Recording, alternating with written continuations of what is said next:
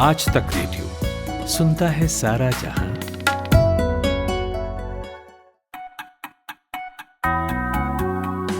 Hello, good morning. 20 जुलाई गुरुवार की सुबह हो चुकी है और रोज़ की तरह मैं खुशबू कुमार लेकर आ गई हूँ आपका फेवरेट पॉडकास्ट आज का दिन। संसद के मॉनसून सत्र का आगाज आज से होने जा रहा है। 11 अगस्त तक चलने वाले इस सेशन में सरकार कौन से अहम बिल पेश करने जा रही है और विपक्ष किन मुद्दों पर सरकार को घेरने की तैयारी कर रहा है, सबसे पहले आज इसी की टोह लेंगे। 2.5 महीने हो गए, जल रहे हैं मणिपुर। हिंदुस्तान के प्रधानमंत्री चुप्पी साधे हैं। कांग्रेस नेता अधीर रंजन चौधरी मणिपुर मामले पर प्रधानमंत्री की चुप्पी पर सवाल उठा रहे हैं। कल एक शर्मनाक वीडियो वायरल हुआ। कथित तौर पर मणिपुर का है ये वीडियो, लेकिन इसके वायरल होने के बाद बवाल मचा हुआ है। क्या है इस वीडियो में और वहां पहले से ही बेकाबू हालात को और कैसे बिगाड़ सकता है, सुनेंगे। और श्रीलंका के राष्ट्रपति आज से 2 दिन के भारत दौरे पर पहुंच रहे हैं। इसी बहाने दोनों देशों के हालिया रिश्तों पर बात होगी। ये भी जानेंगे कि भीषण आर्थिक संकट से जूझ रहे पड़ोसी देश में अब हालात कितने बदले हैं। लेकिन पहले बारी है 60 सेकंड्स हेडलाइंस की। सुनिए सूरज कुमार से। शुक्रिया खुशबू। संसद का मॉनसून सत्र आज। मणिपुर हिंसा पर हंगामे के आसार। सरकार दिल्ली अध्यादेश सहित 31 बिल पेश करेगी। महाराष्ट्र के 4 जिलों में बाढ़ जैसे हालात। रायपुर में चट्टान खिसकने से 5 लोगों की मौत। 20 राज्यों में भारी बारिश का अलर्ट। मणिपुर में उपद्रवियों ने 2 महिलाओं को नग्न घुमाया। गैंगरेप का आरोप, वीडियो वायरल होने पर FIR दर्ज। चंद्रयान 3 के बाद सूर्य के पास पहुंचने की तैयारी। इसरो की लॉन्चिंग अगले महीने संभव। दिल्ली के साक्षी मर्डर केस में आज सुनवाई। आरोपी साहिल के खिलाफ पुलिस ने 640 पन्नों की दाखिल की चार्जशीट। रूसी राष्ट्रपति पुतिन अगले महीने ब्रिक्स शिखर सम्मेलन में नहीं होंगे शामिल। उनकी गिरफ्तारी की आशंका।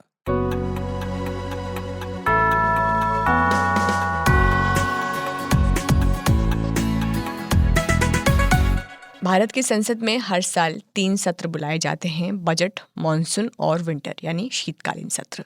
आज से संसद का मॉनसून सत्र बुलाया गया है। मॉनसून सत्र की एक खासियत आज ये भी होगी कि नए संसद भवन में होने जा रहा ये पहला सेशन होगा। सेशन 11 अगस्त तक चलेगा और इस दौरान संसद के दोनों सदनों की कुल 17 बैठकें होनी हैं। कल सरकार ने इसे लेकर एक सर्वदलीय बैठक बुलाई थी। केंद्रीय रक्षा मंत्री राजनाथ सिंह ने इसकी अध्यक्षता की। इसके बारे में जानकारी देते हुए संसदीय कार्य मंत्री प्रहलाद जोशी ने बताया कि बैठक में 34 दलों के 44 नेताओं ने हिस्सा लिया और अपने महत्वपूर्ण सुझाव दिए।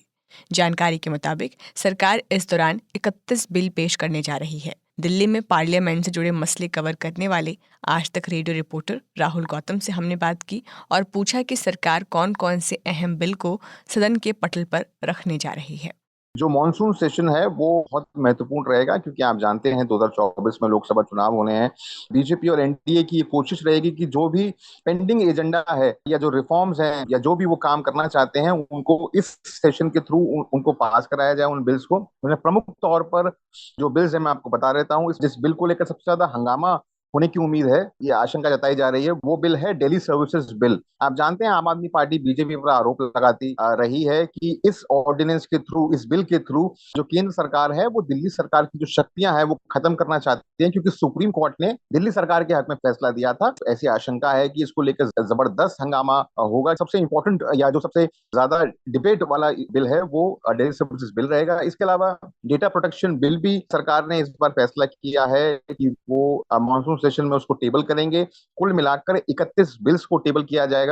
बाद एससी और एसटी अमेंडमेंट बिल्स भी लाए जाएंगे, क्योंकि कई ऐसी जातियां हैं जिनको रिजर्वेशन मिलता है, उसमें ये नई जातियां ऐड होंगी और कई जातियों को उससे बाहर किया जाएगा। तो उसको लेकर जो अमेंडमेंट करना होता है वो तमाम बिल्स इस सेशन में लाए जाएंगे। इसके अलावा एनवायरमेंट से जुड़े और भी अन्य जो बिल्स हैं वो आपको इस मॉनसून सेशन में देखने के लिए मिल सकते हैं। राहुल, संसद के साथ साथ जो सबसे ज़्यादा शब्द चर्चा में रहता है वो है हंगामा। तो मॉनसून सत्र में हंगामे के कितने आसार हैं और इसके लिए विपक्ष की क्या तैयारी है? इस बार का जो मॉनसून सेशन है उसमें जबरदस्त हंगामे होने की उम्मीद है, क्योंकि विपक्षी जो खेमा है वो अपने जो मुद्दे हैं उनको लेकर पहले ही डिसाइड कर चुका है कि वो कौन से ऐसे मुद्दे हैं जिनको लेकर वो सरकार को घेरेंगे। तो ये जो 31 बिल्स जो मैंने आपको बताए, इनको जो बिजनेस एडवाइजरी कमेटी होती है पार्लियामेंट की, उसके थ्रू सरकार पहले ही पास करा चुकी है। जाहिर है जो विपक्षी खेमा है वो मांग करेगा कि सरकार जो ये 30 से ज्यादा बिल्स को टेबल करने जा रही है मॉनसून सेशन में, इन पर डिस्कशन हो, डिबेट हो। क्योंकि विपक्ष लगातार ये आरोप लगाता रहा है सरकार के ऊपर कि सरकार बिना डिस्कशन के ही, बिना डिबेट के ही बिल्स को पास करा लेती है, क्योंकि उसके पास जो न्यूमेरिकल स्ट्रेंथ है वो बहुत ज्यादा है। और जो बिल्स की जो स्क्रूटनी होती है, यानी बिल्स को जिस तरीके से फाइन ट्यून किया जाता है वो नहीं किया जाता है, चर्चा नहीं होती है, ना ही उनको अमेंडमेंट्स के लिए किसी भी स्टैंडिंग कमेटी में भेजा जाता है। सरकार जिस स्वरूप में बिल को लेकर आती है उसी स्वरूप में पास करा लेती है। तो ये एक आरोप विपक्ष लगाता रहा है, और तो विपक्ष कोशिश करेगा तो जब ये बिल्स पार्लियामेंट में आए तो इनको लेकर डिस्कशन हो, और अगर किसी बिल में अगर वो अमेंडमेंट चाहते हैं तो उनको स्टैंडिंग कमेटीज को भेजा जाए। राहुल, एक आखिरी सवाल। अभी हाल ही में जो बेंगलुरु में विपक्ष का महाजुटान हुआ, उससे विपक्ष के हौसले बुलंद नज़र आ रहे हैं। तो क्या पूरा विपक्ष एक सुर में सरकार को घेरता नज़र आएगा? और सरकार के जो बिल्स हैं वो तो हैं ही, लेकिन इसके अलावा और किन मुद्दों को लेकर ऑपोजिशन सरकार पर हमलावर हो सकता है? विपक्षी खेमा चाहेगा कि सरकार को पुरजोर तरीके से घेरा जाए, और इसके लिए कई सारे ऐसे मुद्दे हैं जिसको लगभग लगभग उनमें सहमति हो गई है। मैं 5-6 मुद्दे मैं बता भी देता हूं आपको। एक जो सबसे इंपॉर्टेंट इशू रहेगा वो रहेगा मणिपुर का, क्योंकि विपक्षी खेमा को ये लगता है कि सरकार मणिपुर के मामले पर बैकफुट पे है, और वो चाहेंगे कि सरकार को इस मुद्दे पर और ज्यादा घेरा जाए। दूसरा जो सबसे इंपॉर्टेंट मुद्दा रहेगा, अडानी को लेकर जो जेपीसी की मांग होती रही है विपक्षी खेमे के द्वारा, वो मांग भी दोहराई जाएगी। इसके अलावा रेलवे सुरक्षा, क्योंकि हाल में ही हमने देखा कि एक ट्रेन एक्सीडेंट हुआ, एक भीषण, जिसमें कई लोगों की जान गई। इसके अलावा इन्फ्लेशन है, प्राइस राइज है। तो इन तमाम मुद्दों को लेकर कोशिश होगी कि सरकार को घेरा जाए। और जो सबसे इम्पोर्टेंट मैंने बताया आपको पहले भी, कि जो डेली सर्विसेज बिल है, सरकार चाहेगी कि उसको पास कराया जाए पार्लियामेंट से। तो आप ये मान के चलिए कि इन तमाम मुद्दों पर आपको एक सिंक्रोनाइज्ड एफर्ट देखने को मिलेगा विपक्ष का। हालांकि इसमें एक, जहां नए रिश्ते बन रहे हैं विपक्षी खेमे में, वहां पर कुछ पुराने लोग बाहर भी जा रहे हैं। बीआरएस, भारतीय राष्ट्र समिति, तेलंगाना की रूलिंग पार्टी है, वो लगातार विपक्ष की बैठकों में पार्लियामेंट में जब भी कभी होती थी उसमें शिरकत करती रही है। लेकिन अब ऐसी जानकारी मिल रही है कि भारतीय राष्ट्र समिति अब जो विपक्षी खेमा है उसके साथ में नहीं खड़ी दिखेगी, क्योंकि उनको न्योता नहीं दिया गया। जो बैंगलोर में बैठक हुई थी और उनसे दूरी बना के रखी गई। तो आप कुल मिलाकर आप ये कह सकते हैं कि जहां विपक्ष एक हो रहा है, वहीं पर पुराने जो लोग हैं वो उससे किनारा करते जा रहे हैं। तो आज संसद सत्र शुरू होने से पहले मल्लिकार्जुन खड़गे के नेतृत्व में विपक्षी पार्टियों की मीटिंग भी होने वाली है। बहुत बहुत शुक्रिया राहुल गौतम, हमसे बातचीत करने के लिए।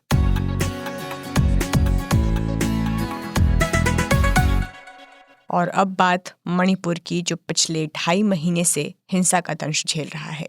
यहाँ 3 मई को कुकी और मैतेई समुदाय के बीच हिंसा शुरू हुई थी, लेकिन हिंसक झड़प की आग अब तक नहीं बुझ पाई है। हिंसा में अब तक 160 से ज़्यादा लोगों की जान जा चुकी है और वहाँ हालात लगातार तनावपूर्ण बने हुए हैं। इस बीच कल देर शाम से सोशल मीडिया पर एक शर्मनाक वीडियो वायरल है। इस वीडियो में एक समुदाय की 2 महिलाओं को पुरुषों की एक भीड़ निर्वस्त्र कर सड़कों पर घुमाती दिख रही है। इतना ही नहीं, वीडियो में दिख रहे लोग अपनी शर्म, हया और मर्यादा को तिलांजलि देकर पीड़ित महिलाओं से लगातार छेड़छाड़ कर रहे हैं। हैवानियत की सारी हदें पार कर चुके इन वहशी दरिंदों के झुंड में बंधक बनी ये पीड़ित महिलाएं लगातार मदद की गुहार लगा रही हैं। इस घटना के सामने आने के बाद लोग सन्न हैं। ट्विटर पर #मणिपुर वायलेंस के साथ 1.5 लाख से ज़्यादा ट्वीट हो चुके हैं। इसके अलावा इनफ इज़ इनफ, रिजाइन और कुकी समुदाय जैसे शब्द भी ट्रेंड कर रहे थे। केंद्रीय महिला एवं बाल विकास मंत्री स्मृति ईरानी ने भी इस घटना की निंदा करते हुए इसे पूरी तरह अमानवीय बताया। नॉर्थ ईस्ट इंडिया से जुड़ी खबरों पर नजर रखने वाले इंडिया टुडे मैगजीन के डिप्टी एडिटर कौशिक डेका से हमने इस मामले पर बात की है।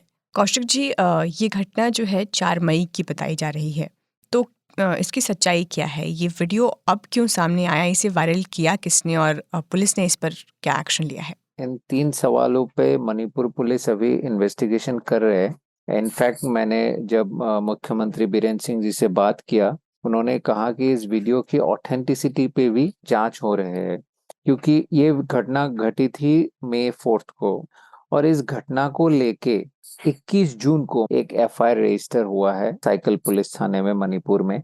तो इस बात को लेके भी जांच हो रहा है। अगर एफआईआर 21 तारीख को भी रजिस्टर हुआ है, अब तक कोई अरेस्ट हुआ नहीं है। तो बहुत सारी एंगल है इस स्टोरी में। ये जो वीडियो वायरल हुआ है बहुत ही अनफॉर्चुनेट है, क्योंकि ये एफआईआर रजिस्टर हुआ है तो ये वीडियो की ऑथेंटिसिटी, हालांकि वीडियो उस घटना से ही है कि नहीं है अभी सरकार ने पुष्टि नहीं की है, लेकिन ऐसी घटना घटी है क्योंकि एफआईआर में लिखा गया है एक औरत के साथ गैंगरेप हुआ है और बाकी 2 के साथ बदसलूकी, सेक्सुअल असॉल्ट हुआ है, मॉलेस्टेशन हुआ है। तो ये बहुत ही गंभीर और शर्मनाक बात है मणिपुर के लिए, और ऐसे घटनाएं और भी घटने की संभावना है और ये एक ट्रिगर बन सकते हैं। मैं इसलिए कह रहा हूँ क्योंकि 3 तारीख को एक फेक वीडियो वायरल हुआ था जिसमें ये क्लेम किया गया था कि मणिपुर के चुराचांदपुर एरिया में एक मेते महिला के साथ बलात्कार हुआ है।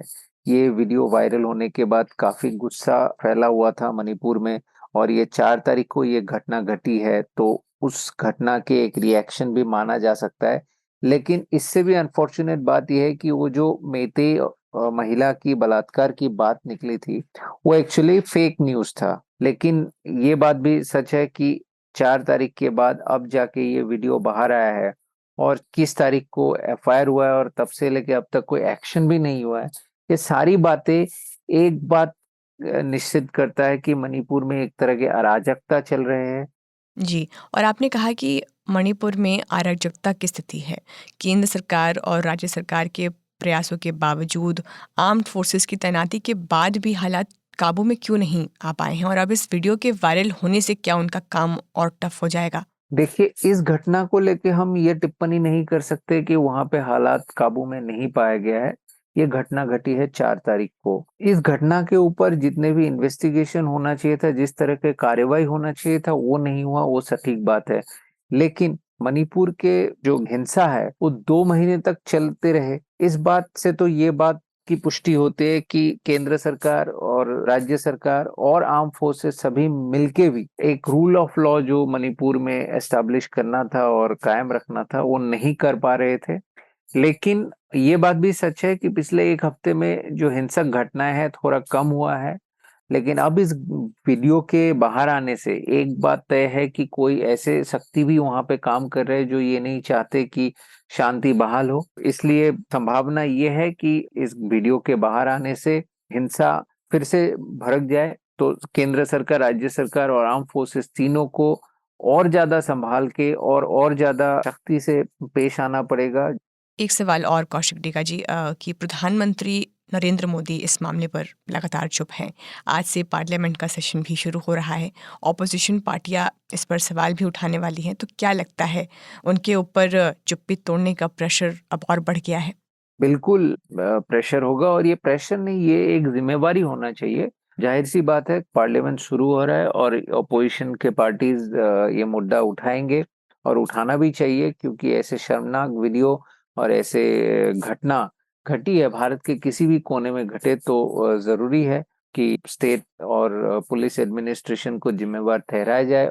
और ये बात भी बहुत हैरान कर देने वाली बात है कि 2 महीने से ज्यादा हिंसा एक राज्य में चल रहे हैं और प्रधानमंत्री नरेंद्र मोदी जी जो नॉर्थ ईस्ट के बारे में काफी बातें करते हैं, नॉर्थ ईस्ट के डेवलपमेंट के लिए वो सक्रिय भी है, और ये मानना पड़ेगा कि उनके लगभग 10 साल के कार्यक्रम में नॉर्थ ईस्ट में बहुत सारे डेवलपमेंट एक्टिविटीज हुए भी है। तो इन सब बातों को देखते हुए मोदी जी की चुप्पी इस बात पे हिंसा भड़क रहे नॉर्थ ईस्ट के एक प्रोमिनेंट स्टेट में, ये बहुत ही हैरान कर देने वाली बात है। और क्योंकि मोदी जी को नॉर्थ ईस्ट के लोग बहुत मानते भी है, उनके पॉपुलैरिटी है काफी ज्यादा, तो उनको बोलना चाहिए था, शांति बहाल करने के लिए अपील करना चाहिए था, वो ना करके मुझे लगता है इस बात से नॉर्थ ईस्ट के लोग काफी हैरान हैं। और इस घटना के बाद भी अगर प्रधानमंत्री जी चुप रहते हैं तो जाहिर सी बात है कि इसकी एक निगेटिव इम्पैक्ट लोगों के मन में पड़ेंगे। मणिपुर के जाने माने लोग भी प्रधानमंत्री से लगातार अपील कर रहे हैं कि सूबे में शांति बहाल हो। देखना यह है कि पीएम का इस पर कोई बयान आता है या नहीं। बहुत बहुत शुक्रिया कौशिक डेका।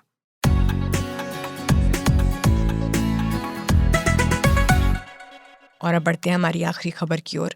श्रीलंका के राष्ट्रपति रानिल विक्रमसिंघे आज 2 दिन की भारत यात्रा पर आ रहे हैं। भारत और श्रीलंका के बीच राजनयिक संबंधों के 75 साल पूरे होने के मौके पर वो यहाँ पहुंचेंगे। आपको याद होगा, पिछले साल जुलाई की ही बात है जब कंगाली के कगार पर पहुंच चुकी श्रीलंका के भीतर भारी अराजकता मची थी। जनता ने सरकार के खिलाफ मोर्चा खोल दिया था। प्रदर्शनकारी राष्ट्रपति और प्रधानमंत्री के घरों में घुस आए थे, उन पर कब्जा कर लिया था। मजबूरी में राष्ट्रपति गोटाबाया राजपक्षे और प्रधानमंत्री महिंदा राजपक्षे को अपना पद छोड़कर देश से भागना पड़ा था। इसके बाद फिर से चुनाव कराए गए और रणिल विक्रमसिंघे श्रीलंका के राष्ट्रपति बने। तो ऐसे समय में जबकि राष्ट्रपति विक्रमसिंघे भारत की यात्रा कर रहे हैं, तो उनके देश में हालात कैसे हैं, कितनी सुधरी है श्रीलंका की माली हालत, पूछा मैंने इंडिया टुडे टीवी की foreign affairs editor Geeta Mohan से। देखिए, अभी भी जो स्थिति है इकोनॉमिक सिचुएशन श्रीलंका की, वो कुछ खास बेहतर नहीं हुई है। अभी भी हालात बहुत खराब है।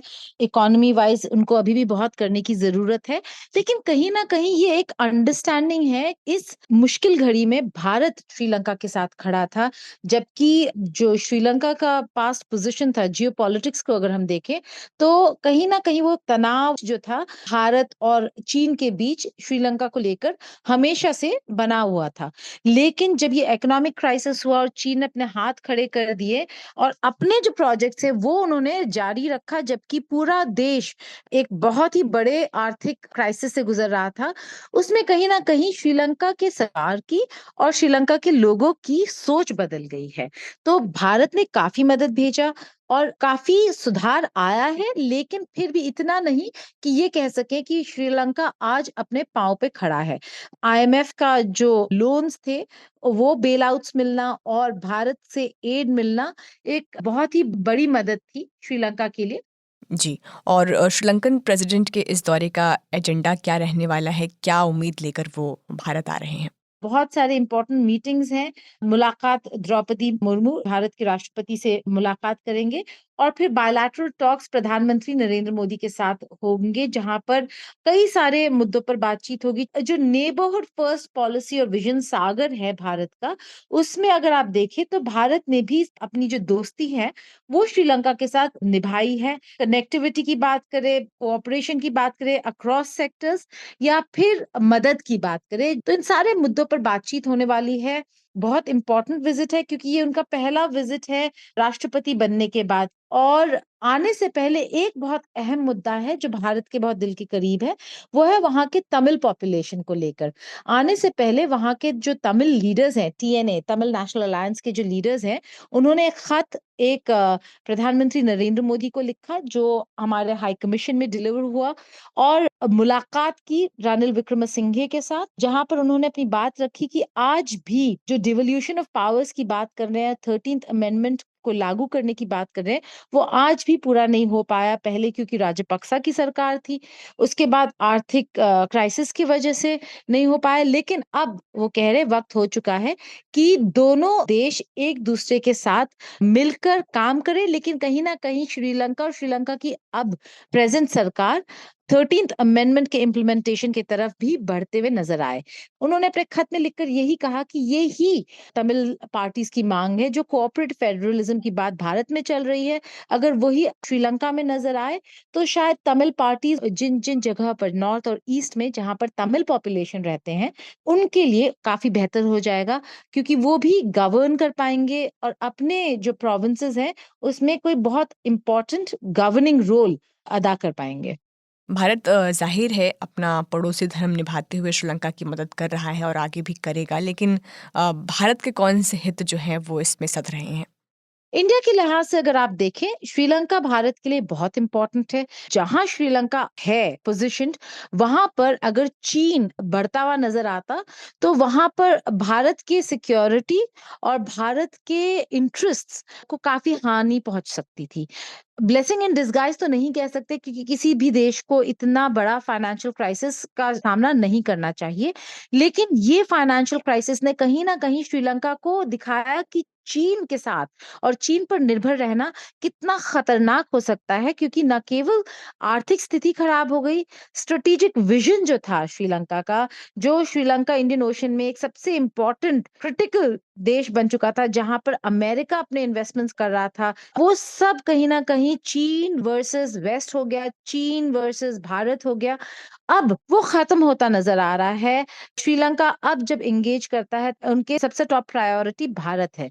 ये जो चेंज ऑफ स्टांस हो गया है, वो भारत के काफी मददगार रहेगा, काफी इंपॉर्टेंट है भारत के लिए कि श्रीलंका जैसा देश जहां पर चीन के सबमरीन्स डॉक होने लग गए थे, अब वो भारत की तरफ नजर बनाए हुए हैं। अगर आप एक्सपेक्टेशंस की बात करें तो कुछ इंपॉर्टेंट अग्रीमेंट्स होंगे, कनेक्टिविटी और ट्रेड को लेके कुछ इंपॉर्टेंट अनाउंसमेंट्स हो सकते हैं, एजुकेशन को लेके और पीपल टू पीपल कांटेक्ट को लेकर भी इंपॉर्टेंट अनाउंसमेंट्स हो सकते हैं। लेकिन क्योंकि ये पहला विजिट है उनका, ऐसा भी हो सकता है कि अनाउंसमेंट्स के अलावा किस तरीके से दोनों लीडर्स एक दूसरे को मिलते हैं और एक दूसरे के विजन को आगे रखते हुए रिश्तों को आगे बढ़ाते हैं, स्टेटमेंट में क्या निकल कर आता है, आउटकम्स क्या होंगे, वो काफी मायने रखेंगे, वो काफी इंपॉर्टेंट होंगे। तो श्रीलंका की सोच में, उसके अप्रोच में इंडिया को लेकर एक पॉजिटिव शिफ्ट आया है, जो डिप्लोमेसी और जियोपॉलिटिक्स के लिहाज से अच्छे संकेत है। हमारे साथ थी गीता मोहन। बहुत बहुत शुक्रिया गीता मोहन।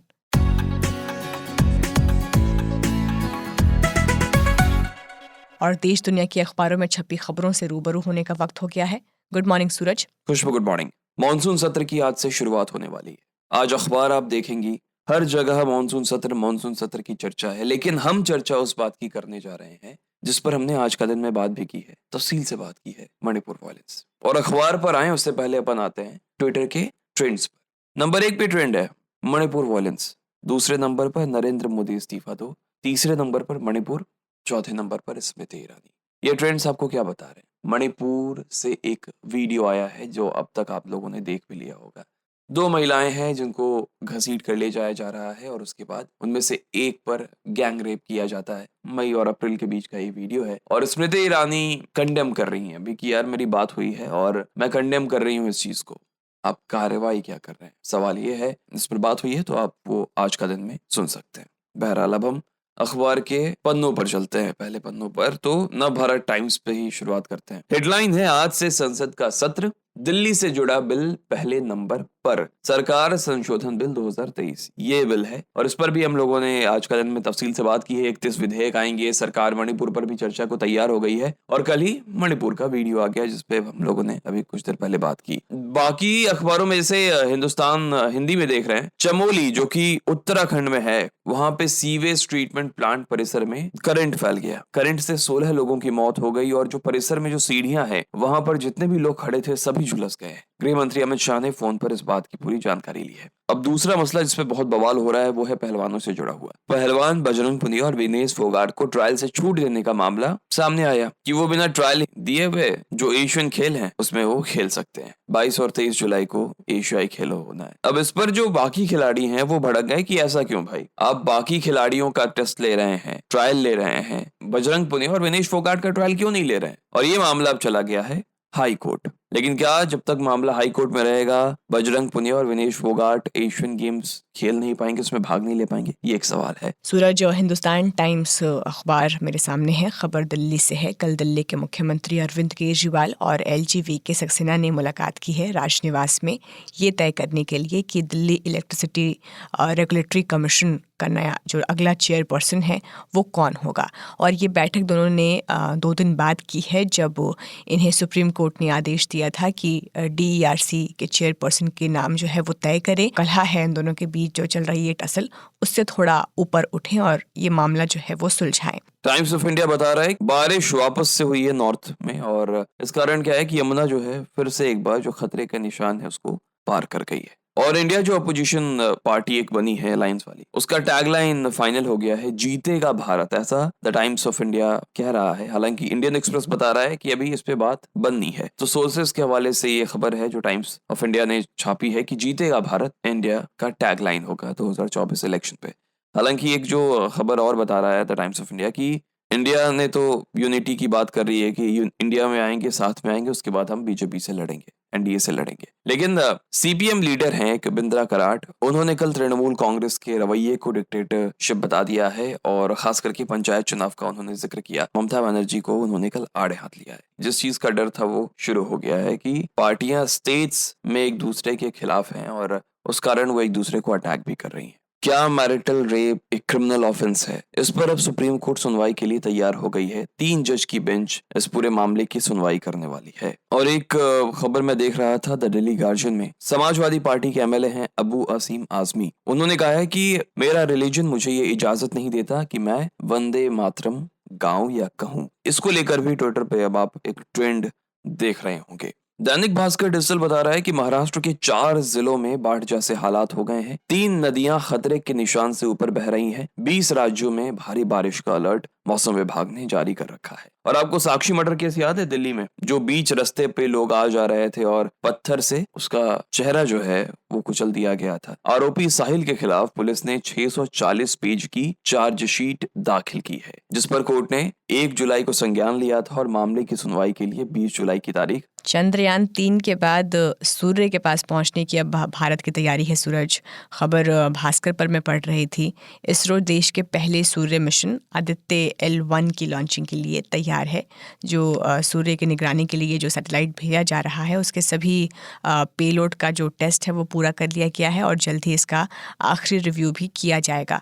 सोर्सेज के हवाले से ये लिखा गया है कि अगर सब कुछ ठीक रहा तो 23 अगस्त को चंद्रयान 3 की लैंडिंग के बाद या सितंबर के शुरुआती दिनों में इसे स्पेस में भेज सकते हैं। खुशबू, अगर विदेशी खबरों पे आए तो डॉन वेबसाइट में एक खबर बताई जा रही है। इमरान खान के चीफ सेक्रेटरी थे आजम, उन्होंने ये कहा है कि अमेरिका ने इमरान की सरकार नहीं गिराई है। वो जो ये दावा कर रहे हैं वो झूठा दावा कर रहे हैं। वो पाकिस्तान के खिलाफ साजिश रच रहे हैं। अच्छा, अब ब्रिक्स समिट में पुतिन शामिल नहीं होंगे। रूस के फॉरेन मिनिस्टर इस मीटिंग को अटेंड करने वाले हैं। रूसी राष्ट्रपति को गिरफ्तारी की आशंका थी, इसलिए वो नहीं गए हैं। और बांग्लादेश में शेख हसीना के खिलाफ हजारों लोग सड़कों पर उतर आए हैं। बांग्लादेश पीएम से इस्तीफा मांगा जा रहा है, क्योंकि जो विपक्षी दल है बांग्लादेश नेशनलिस्ट पार्टी, उसने फिर से चुनाव करने की मांग की है और इनको लेकर ही रैलियों का आयोजन किया गया था। और आज 20 जुलाई की तारीख इतिहास में किस तरह दर्ज है, अब वो जान लेते हैं। तो आज ही के दिन 1969 में अमेरिकी एस्ट्रोनॉट नील आर्मस्ट्रॉन्ग ने चांद की सतह पर कदम रखा था। वो ऐसा करने वाले पहले इंसान थे। 1903 में फोर्ड मोटर कंपनी ने अपनी पहली कार बाजार में उतारी थी। तो आज के पॉडकास्ट में इतना ही। कैसा लगा आपको ये पॉडकास्ट, हमें ज़रूर बताइएगा। हमारा पता है radio@aajtak.com। आज इस पॉडकास्ट को प्रोड्यूस किया है कुमार केशव ने, साउंड डिज़ाइन नितिन रावत का था। खुशबू कुमार के साथ थे आप। अगली मुलाकात आपसे 10 बजे के न्यूज़ बुलेटिन में होगी। आज गुरुवार भी है तो दूसरे पॉडकास्ट के साथ पढ़ाकू नितिन भी आएगा, तो इन सबको भी सुनिएगा। नमस्कार।